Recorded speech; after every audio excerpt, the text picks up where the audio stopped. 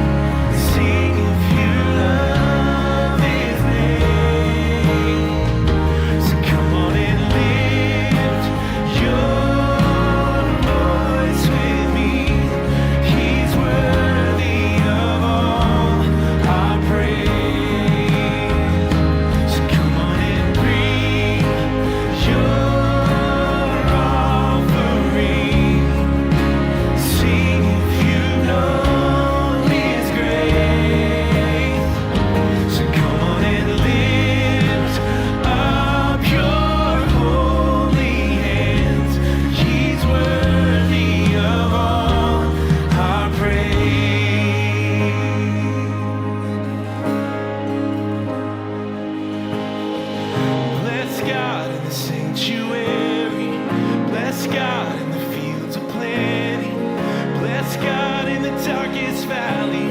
Every chance I get, I bless your name. Bless God when my hands are empty. Bless God with the praise that costs me. Bless God when nobody's watching. Every chance I get, I bless your name. Bless God when the weapons falling. Bless God when the walls are falling. Bless God 'cause he goes before me. Every chance I get, I bless your name. Bless God for the holds of victory. Bless God for he's always with me. Bless God for he's always worthy. Every chance I get, I bless your name. Oh, every chance I get, I bless your name. 'Cause you're worthy, 'cause you're worthy. So come on and praise the Lord with me. See if you love his name. Come on and lift your voice with me. He's worthy of all our praise. Come on and lay your offering. See if you know his grace. Come on and lift up your holy hands, 'cause he's worthy of all our praise. Oh, he's worthy of all our praise. Yes, you are. You're worthy of all our praise.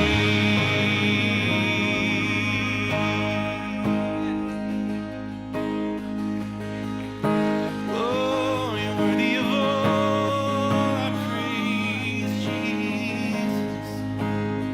You're worthy of all our praise. 'Cause you're worthy of it all. You're worthy of it all.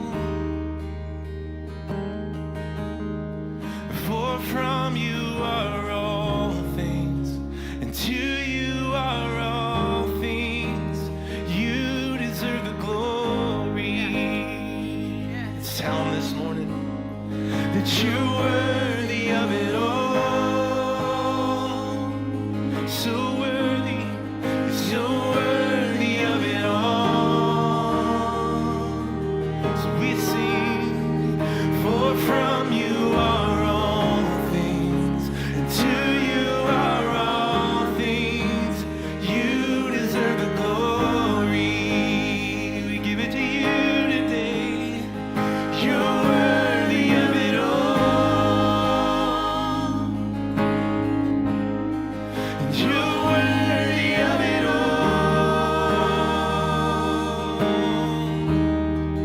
For from you are all things, and to you are all things. You deserve the glory. You're worthy of it all. Come on. You're worthy of it all. For from you are all things, and to you are all things. You deserve the glory. For from you are all things, and to you are all things. You deserve the glory. One more time. And for from you are all things, and to you are all things. You deserve the glory.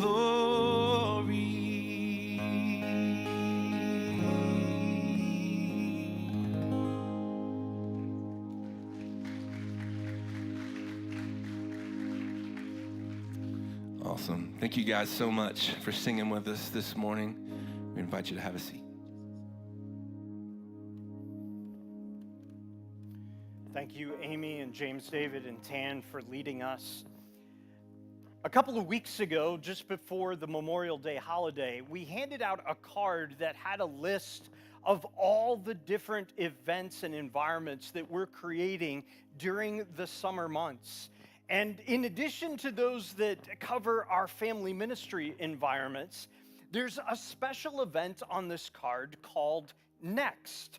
And Next is the perfect environment for those of you who are newer to our church. So let me talk with you for just a second. If you're newer to our church, I imagine you're asking questions like, all right, I've been sitting here for a little while in a row, but how do I get connected? What are some of my options beyond just sitting in a row on Sundays? Or maybe you're wondering, what's available for my family and how can they get connected? What are some of the options that might be available for them? Or maybe you've just got questions, things you've experienced over your time here, and you're wondering why and how, and you have some of those kinds of questions.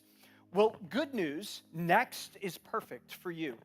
Because Next is a special event. It's held periodically after a Sunday morning service. And Next is going to be held today, immediately following this service. It's right around the corner in the next room, and it lasts only about 15 minutes. We'll continue watching your kids while you're a part of that event. And I host that event. I'd love the chance to meet you. I'd be honored to get to know you for just a minute as a part of that event. So if you're newer to our church, I'd encourage you, just go ahead and carve that time out in your mind right now. Once the service is over, I'll stick around for 15 more minutes. And there's no obligation, there's no awkwardness. It's a real relational conversation. And I hope that you'll plan to be a part of that. Well, in just a second, we're going to jump into this morning's message.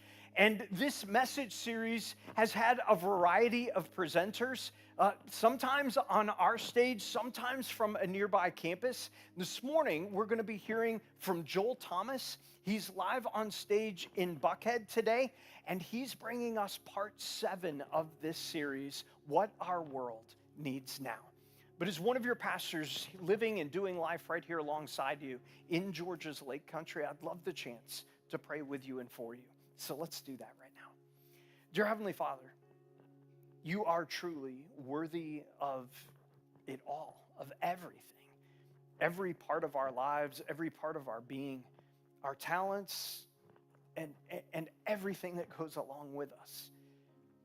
And God, I'm mindful that as we lean in right now, there are those of us who are carrying all sorts of weights. There are those of us who are coming to you with eagerness to hear more about you.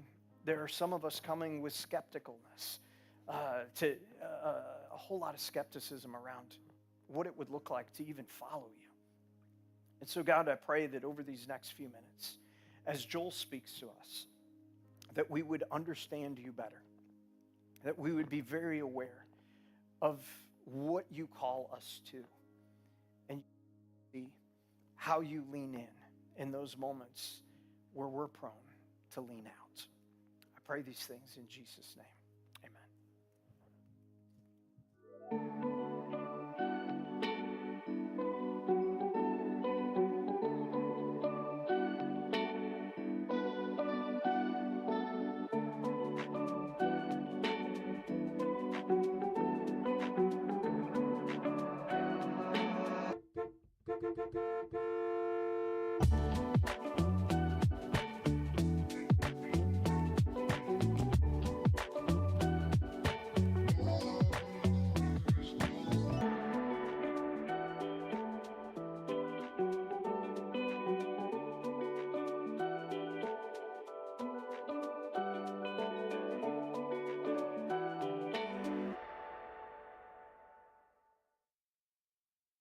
Well, occasionally I get surprised by a trend that goes online.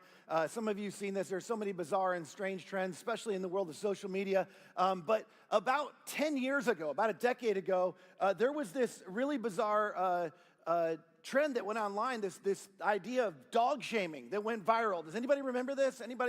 See any hands? Anybody remember dog shaming? Okay, like very few of you. This is what I think was going on before we knew how to use the World Wide Web. We didn't know how to use social media. And so all sorts of crazy things happened, but apparently this is still a thing. There's a whole website devoted to it. You can buy a calendar. And if you're not familiar, what dog shaming is, you basically catch your dog behaving badly, and then you write some witty shaming sign, and you put it next to your dog, you take a picture, and you put it online. Anybody curious enough for a few examples? We're doing it anyway. Sorry. Here's the first one. I took 4 sticks of butter from a grocery bag, ate 2, smeared the third in the couch. Mom's still searching for the 4th. I think there's as many mommy issues going on here as doggy issues, by the way. Here's another one. This one's unbelievable. 0 days since I decided to hunt for bacon in the wall. That is a massive amount of slobber right there, is it not? And I think these people probably have rodent issues. I don't know how bacon would have gotten in the wall. Okay, here, one more. To take the cake. I pooped in the AC vent, now the entire house smells. You can feel the pain in that one. But it's not just dogs, by the way. I remember sort of making fun of this. We don't have a dog, and I was like, why do people do this? And then I realized I'm worse. I do this with my kids. Like, I don't know if you've done this before either, but in fact, my wife said you should look at your own social media accounts, and I literally, when we were having this discussion a while ago, I looked at, and my most recent post was this right here. And the caption, one of my kids, grown up now, and doesn't know I'm showing this picture. That's not going to go well for me later today, but the caption was, figuring out this potty training thing on my own. What's not pictured is the older sibling who forgot to flush the toilet before he climbed in there. True story. We have a cultural fascination. I don't know if you know this. You may recognize this. You may have seen this. We have this cultural fascination with the gotcha moment. We love to catch people behaving badly. We love to catch people doing the wrong things. And we love to put them on Front Street. We love to put it online. In fact, we leverage them for entertainment. You see this all the time. Some of our fascination has fueled shows like Dateline and FBI Most Wanted and TMZ and all of reality TV pretty much. And now with social media, with TikTok and Instagram and X, which it's no longer Twitter. If you didn't figure that out, you're a little behind. But you find out all the latest information. Like, how many of you, really quickly, and I want everybody to participate, raise hands. How many of you heard about this right here? Can I see hands real quick? Like, okay, I can't see all of you at all of our other campuses or locations, but a lot of people in here, you heard about this because this was everywhere. It was all over online. And the amazing thing is a lot of us watched as this guy, when we were trying to figure out, is he going to play in the PGA Championship? Is he not? And some of you may know this. Scotty Scheffler actually is a really strongly professed follower of Jesus. And I watched all sorts of people come online. The trolls came out, and they were like, oh, yeah, he's not a real Christian, and they questioned the sincerity of his faith. My next question is, did you hear they dropped the charges? I mean, a few of you, but it's like, that's not big news. We don't, that's not a gotcha moment. It's like, oh, they dropped the charges. Oh, big deal. And by the way, they're looking into misconduct. And Scotty's come out and said, I don't want to take legal action. I don't want the people of Louisville to pay for that. That's not the point. My point is not defending this. My point is we have a fascination with this. And we're in the middle of this series. If you haven't been with us, the name of the series is What Our World Needs Now. And I don't think our world needs more people trying to catch people behaving badly. They don't need more gotcha moments. But in this series, one of the things that we've been doing is trying to unpack Christ-like characteristics and try to remind ourselves of who we're supposed to be and how we're supposed to represent Christ in the world. And we've been unpacking all of these things called the fruit of the Spirit. The Apostle Paul makes a list of things that are produced through us. These aren't things that we do. They're produced in through our lives. And if you haven't been with us, we've been through a whole bunch of them so far. Today is number 8, actually. We've been through love, joy, peace, patience, kindness, goodness. The next one on the list is Gentleness. And I almost choked because I had a friend I played golf with the other day, and he said, "You're preaching on gentleness. You're not the person I would have thought of to preach on gentleness." I was like, thank you for the confidence. I feel so confident today. But let me connect this for a second. If you weren't here a few weeks ago, we focused on kindness. And in that message, these two words are really closely related in the original language. In fact, some of your translations translate this word, gentleness. And so when you're trying to preach on these two things, it's like they're not dramatically different. They're kind of like cousins. And so for some of you, today may feel like a part B to the kindness message. If you weren't here for that, here's the bottom line. We talked about the woman who was caught. She was caught in adultery. There was a gotcha moment. And Jesus met her immediately with his fullness of his grace and the fullness of truth, both. And in doing so, he presented tremendous loving kindness, the model of loving kindness. And the question, though, is what happens next, or what should happen next with the people around? If that's how we're supposed to immediately meet people, what happens after that? And we're going to find out, in fact, in just a few verses later, of all the things that the Apostle Paul could have circled back to on this list. Of all the things he could have circled back to, he circles back to gentleness. Just a few verses later. This is the end of chapter 5. Chapter 6, verse 1, it begins this way. It says, brothers and sisters, so it's Christians, followers of Jesus. If someone is caught in a sin, you who live by the Spirit, he's reminding us, this is about living by the Spirit. We just talked about the fruit of the Spirit. This is something that's produced through you. If you're living by the Spirit, this is what you should do. And Paul's basically saying, look, as Christians, you actually have a job to do. When someone, and this is the thing, it's interesting because we like this. And he's like, okay, if you like it, you have a role in it. You who live by the Spirit, if you like the gotcha moment, you actually, I want to inform you, you actually have a role in this process. And you have something you need to do as a part of following up with and this catching part of catching Jesus. And he says, look, if you live by the Spirit, you're supposed to be somebody who does something and cares for people. But I imagine there was some religious types that are a lot like many of the social media types we see online today. And they're leaning in at this point. And maybe they were some in his original audience, and they're like, okay, Paul, you're going to tell us what we get to do. When we catch all the people who are getting away with the things we secretly wish we could be doing, but we can't get away with, the people who are supposed to represent the law, the teachers of law. And it's not necessarily the type of spirit that Paul's talking about, but you've experienced this. In fact, some of you've experienced some people with this type of spirit up close and personal. And it wasn't super fun, and maybe it was even in the church. Maybe it was somebody who represented religion or called themselves a Christian. And it wasn't that someone was caught. It was how they were caught. And it was what happened in that experience that had a profound impact on the way you viewed church or the way you view Christians. And if you're new to church or you're new to Christianity, this may be your story as to why you left, and maybe you're coming back, or maybe you're resistant to come in the first place because you're like, I've heard what happens there, and I know I have my stuff. But what happens for some of us, and some of you may have experienced this, somebody messed up, and maybe it was you. And it was usually something in private. And you're worried, like you show up and you think everybody knows or somebody's going to find out. And after getting away with it for some period of time, the thing turned into a habit or an addiction, or it just went on. And it got to a place where they were living a double life, and it had to be kept a secret. The problem is their behavior started to have an impact on other people. And people began to suspect things, and people began to wonder, and the pressure grew. And some of you have experienced this. You've felt this. And in fact, we all experience this from time to time. And what began as a something like, it was like a mess up. We messed up. And now is turning into a big mess. And then your experience happened.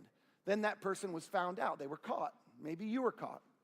Maybe someone was caught by somebody religious who inserted themselves into the situation. And come on, let's be honest. Didn't you wonder, like, why do they even care? Like, they're like inserting themselves like, yeah, I have a role, and I'm the official moral police, and I'm going to come in here, I'm going to sort this out, and I need to identify this person. I mean, the bottom line is they showed up, and you weren't sure why they cared, but they didn't care the way you wished they would have cared.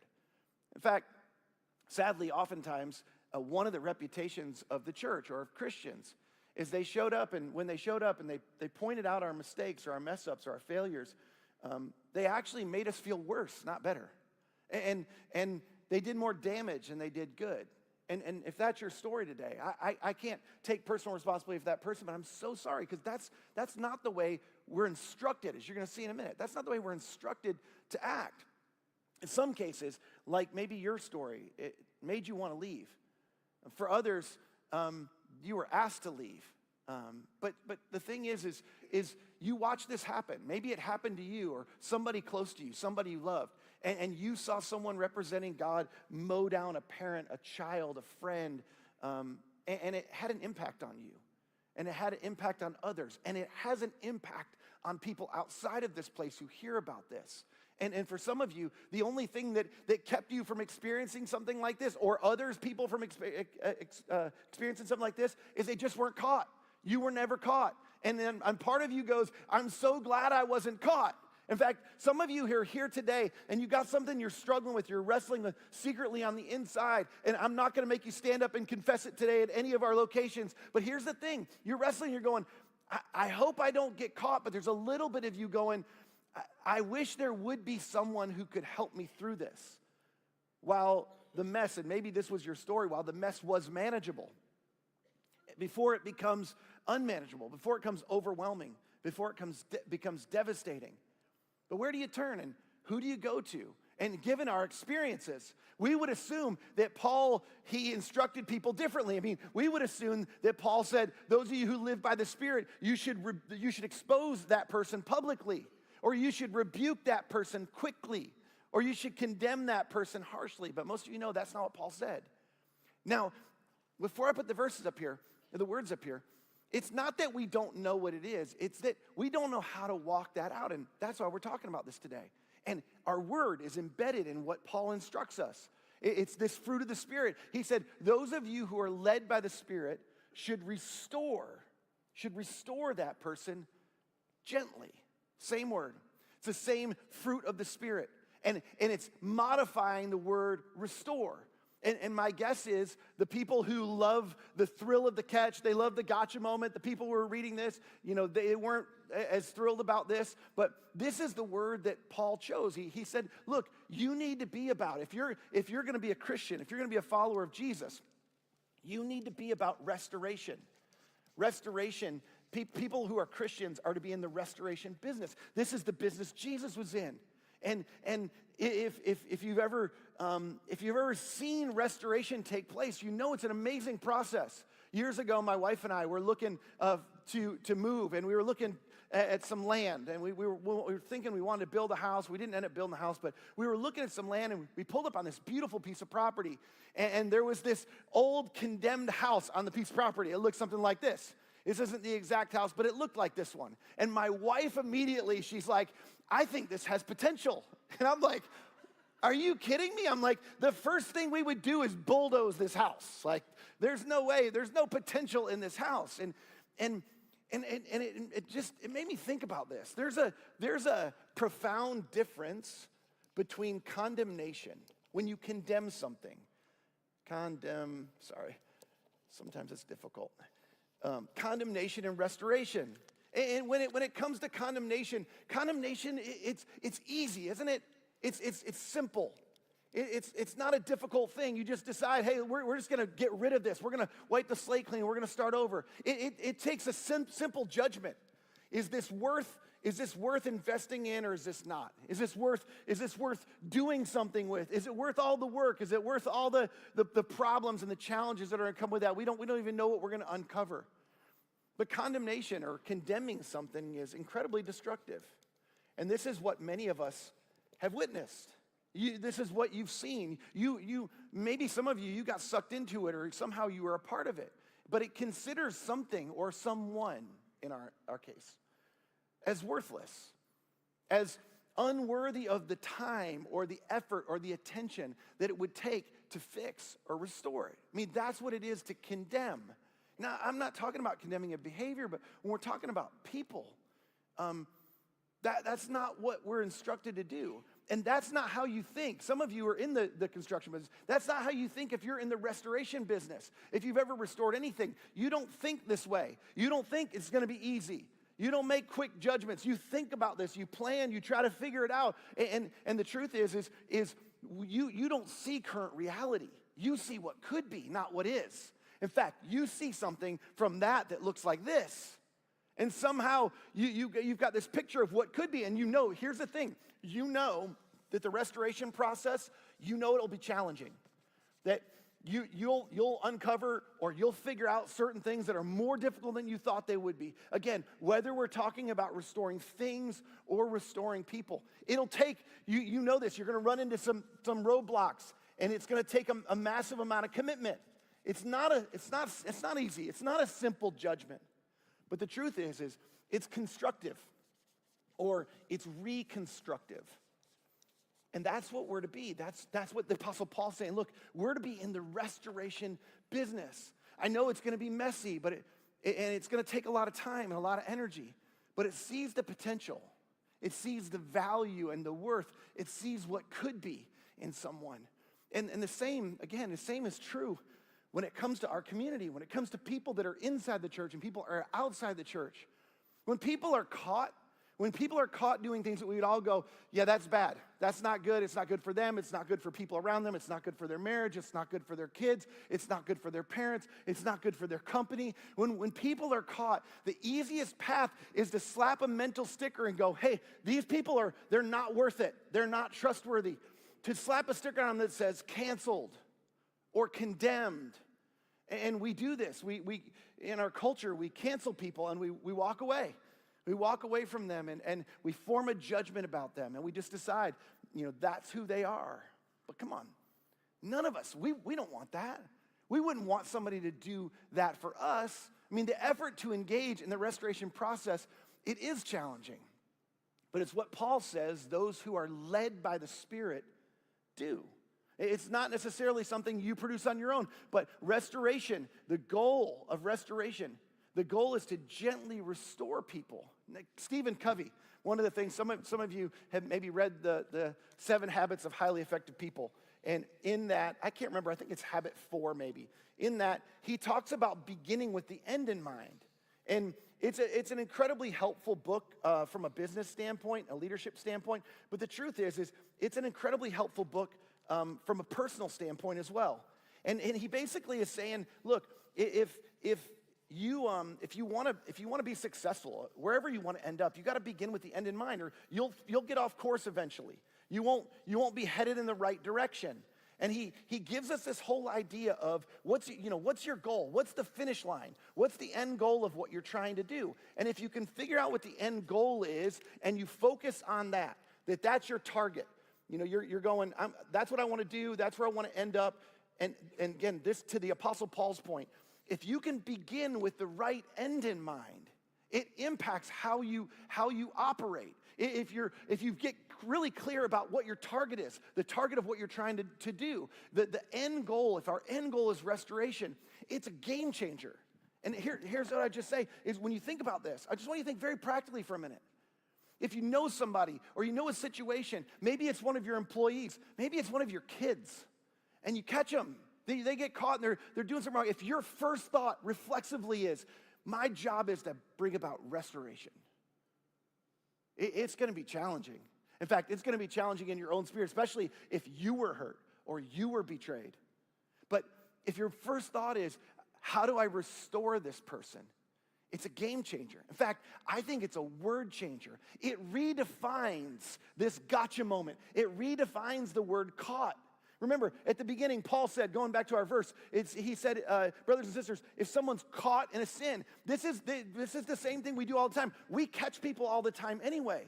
And the word catch, it's a unique word. It can have different meanings. It's like the word bill, for instance, which is awesome if you have dead presidents on one of them. Those are great ones. It's really depressing in the summer when you get your water bill. Like, that's not as a good one. Or fixed. The word fixed is a great word if your IT is bringing your laptop back.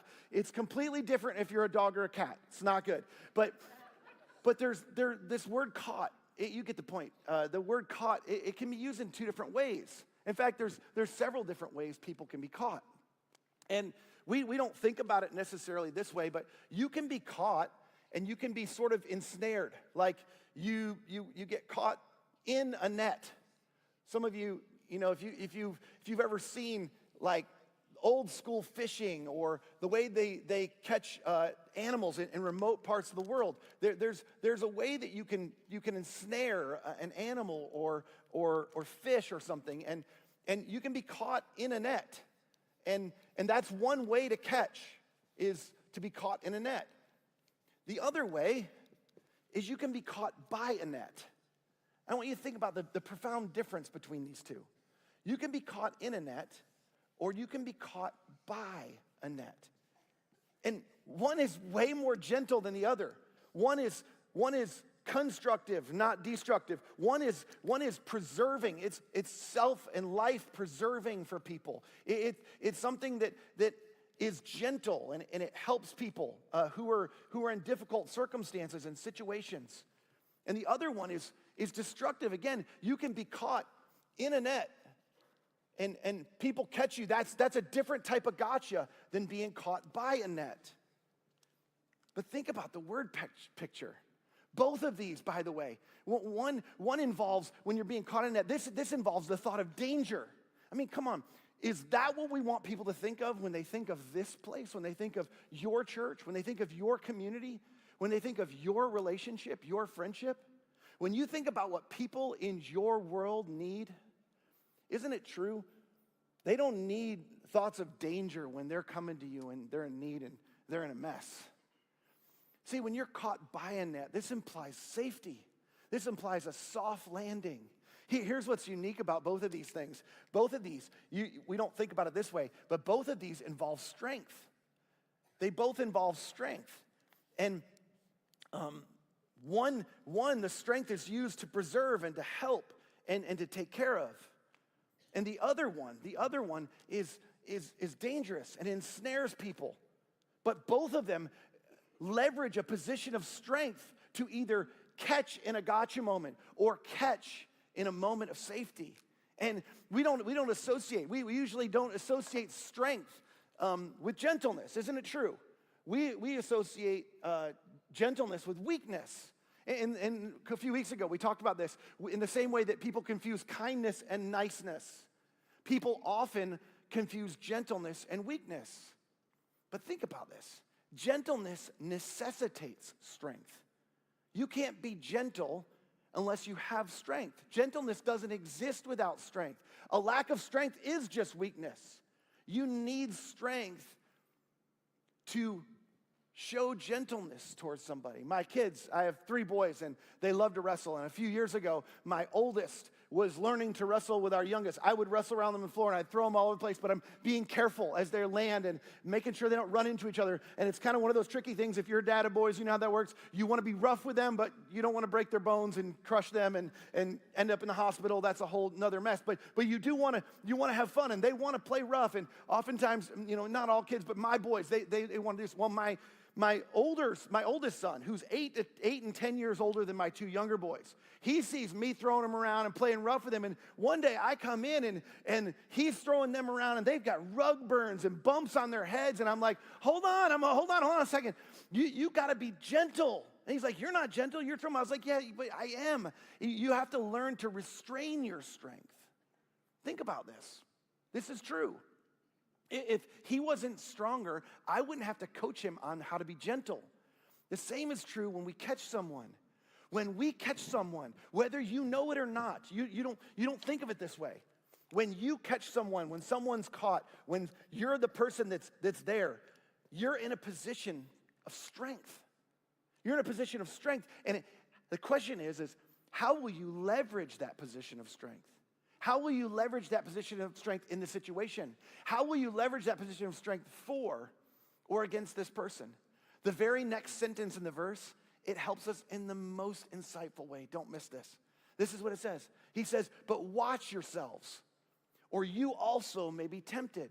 Now, forever, I just took a cursory reading of this, and I just thought, this just basically just means, be careful so that you don't get sucked into the same sin, because, if you get involved or you wade into the situation, you might get sucked into the same thing that they're in, and that's one way to look at this. But I think a more thoughtful reading of this, he says, but watch yourselves. You also could be tempted, which another way to say that is, look, this could just as easily be you. I mean, you're doing the catching, you've caught someone, but you could just as easily be the person being caught. In fact, at some point, it might be you. So the question is, how do you leverage your position of strength when you catch someone? And the answer, in some ways, is, how do you want to be caught? How would you want someone to catch you when you stumble, when you fall? What would you hope that gotcha moment looked like for you? Because there's a lot of different ways this gotcha moment can look. What would you hope it would be like for you? Would you hope somebody's like, gotcha, you're in trouble, I'm gonna expose you, now I'm gonna let everybody know, you're gonna pay for this, you're gonna be in trouble? Or would you like somebody to just go, hey, I gotcha. We're gonna get through this. I'm gonna walk you through this, and there's some of the consequences, some of the difficulty I can't rescue from, but I gotcha. You don't have to carry this on your own. This may be the most countercultural thing in the list of the fruit of the Spirit. It's unnatural.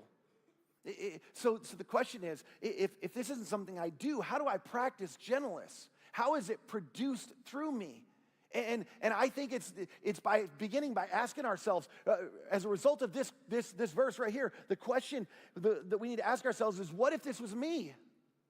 I mean, when you begin to think about it that way, you think, I would want restoration, not condemnation, right? I would want somebody to fight through the challenge and the difficulty. I would like somebody to be committed to me. I would like for somebody to be constructive in their help, not just dismissive, not just condemning. What would you want? What would I want? What if this was me?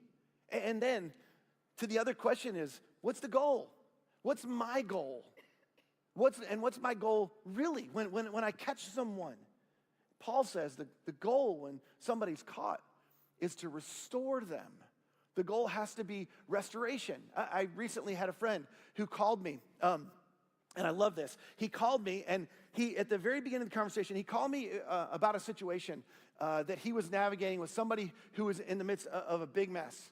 And he said, hey, listen, before I tell you this, I just want you to know the hoops I jumped through before I made the phone call. Because I recognize you're a pastor and you're part of the church, and I'm kind of calling the church, and this is about somebody we both know.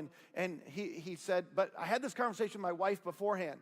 And my wife said, before you pick up that phone, before you call him, you need to get crystal clear and honest about what your goal is. Which I was like, she's a good woman right there. Like, you need to listen to her more often. And he's like, it was so helpful for me. He's like, because I sat down, I thought, what is my goal? And what's my goal really? And that shaped the conversation that we had.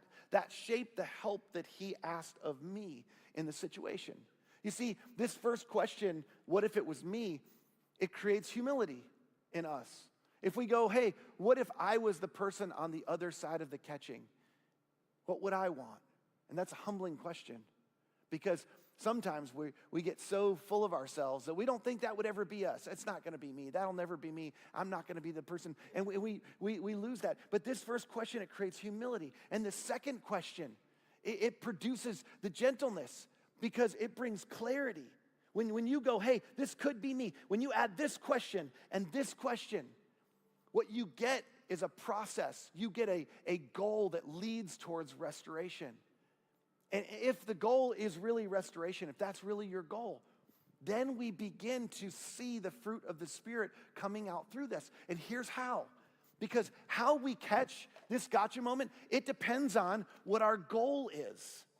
It depends on what this goal is right here. If you don't know, you need to get crystal clear on this. Just like my friend's wife said, you got to get crystal clear on what's your goal, because how you leverage your strength when you're in that position of strength, it will be determined by what your goal is. And your goal, oftentimes, is determined by the humility of just stopping to go, what if this were me? How would I want to be caught? Come on, let me ask you. How do you want to be known? Do you want to be known as somebody who's safe? Or somebody who's dangerous and condemning? Somebody who's restorative, somebody who's for people.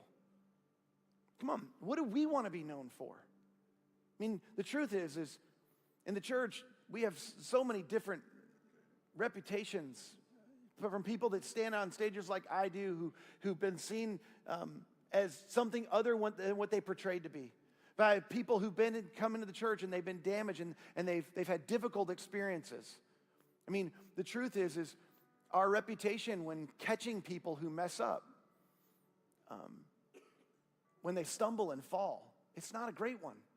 Do we want to catch people or do we want to catch people when they stumble and fall? What if the church was the safest place on the planet to stumble or fall?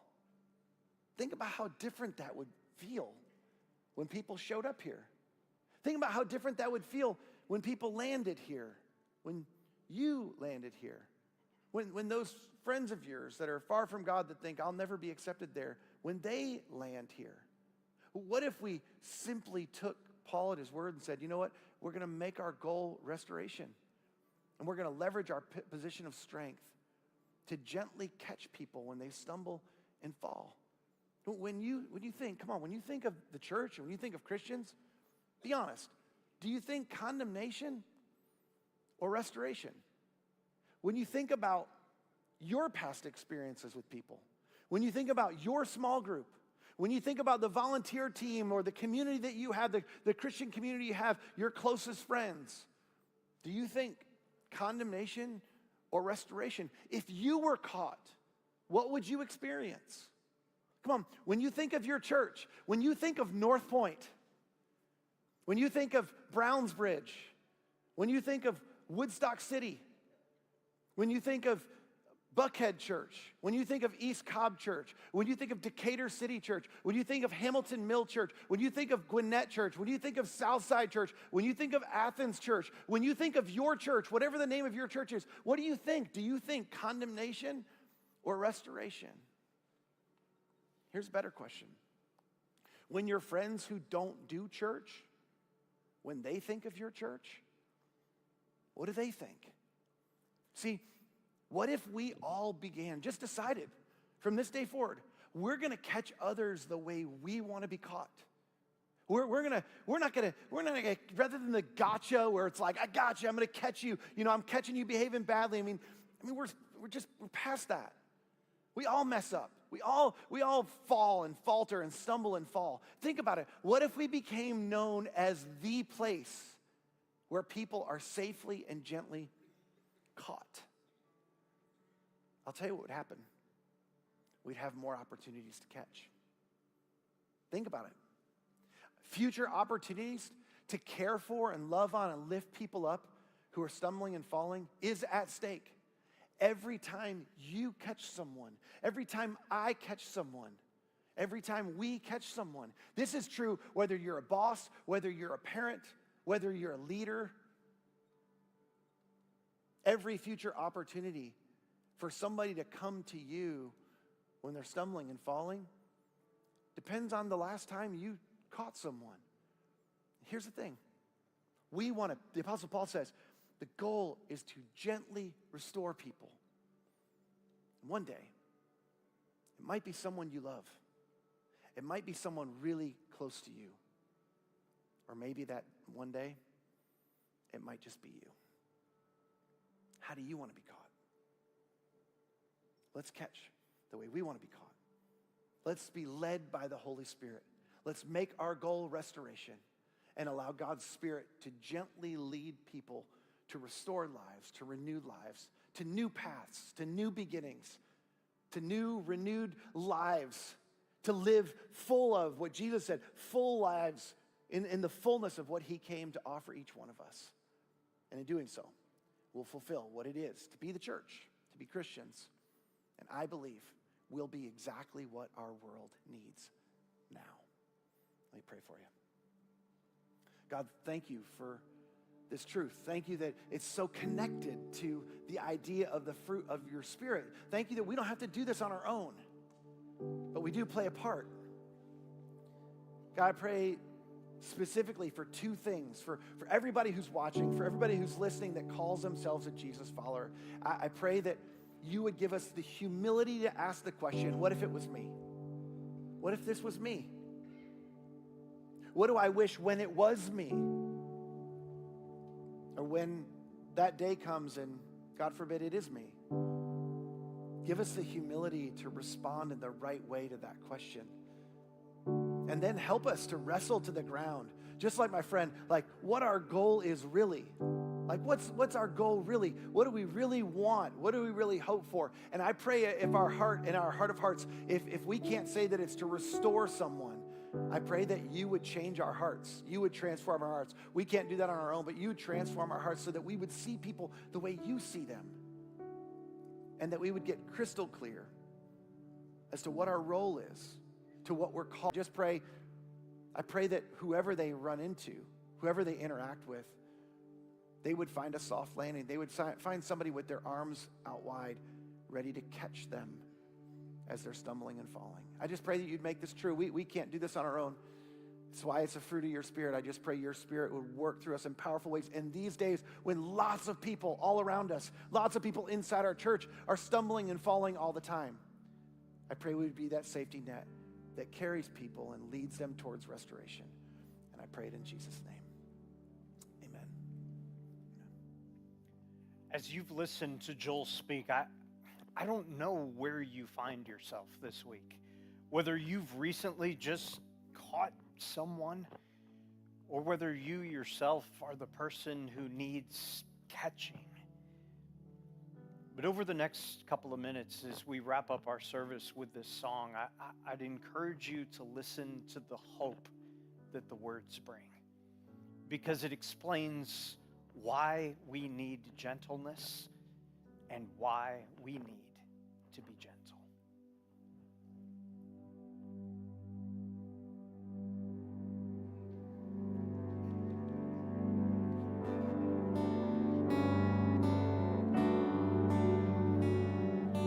All this pain, I wonder if I ever,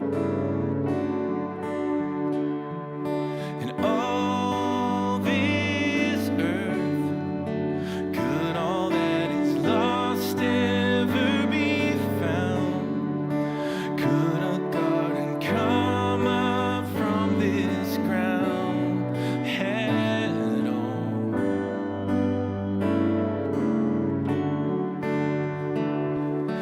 You make beautiful things.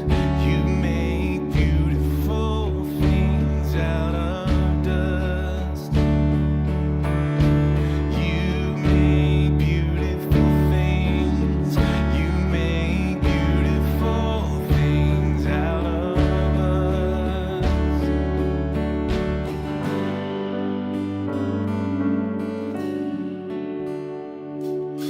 All around, hope is springing up from this old ground. Out of chaos, life is being found in you.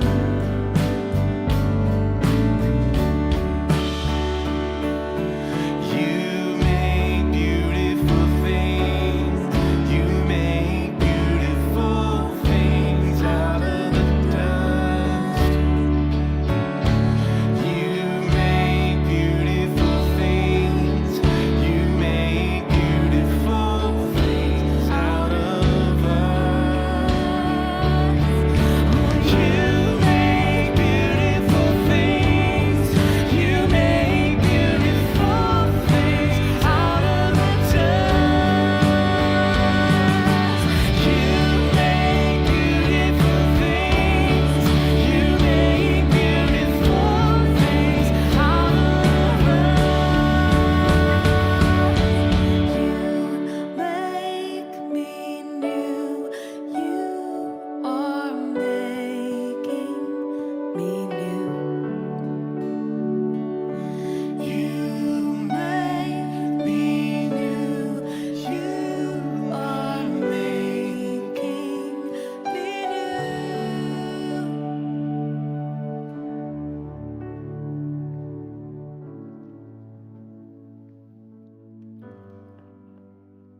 As we think through what we've heard today, gentleness is the posture that we pursue as a church because gentleness is the posture that we learn from our Savior.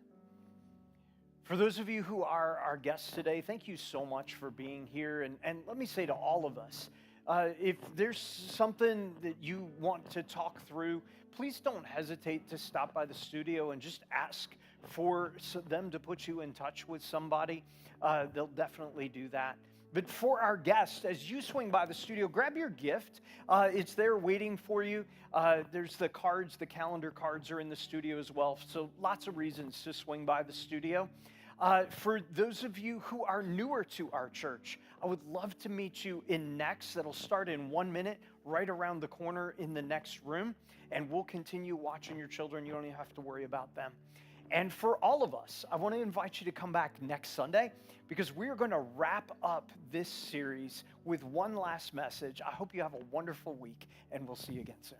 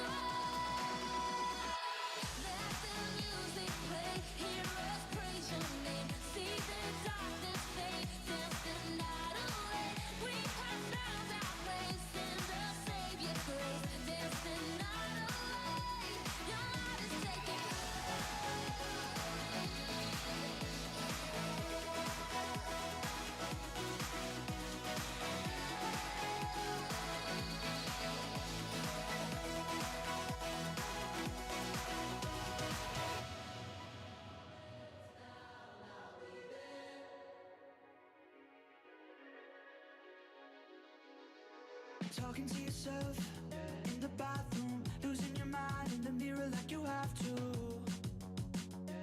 Ooh. Screaming in your car, in the driveway, spinning out, think your life's going sideways. Ooh. One broken glass turns to total collapse. Just know this too shall pass. I'm telling you now, telling you now. Wait all this down, now waiting.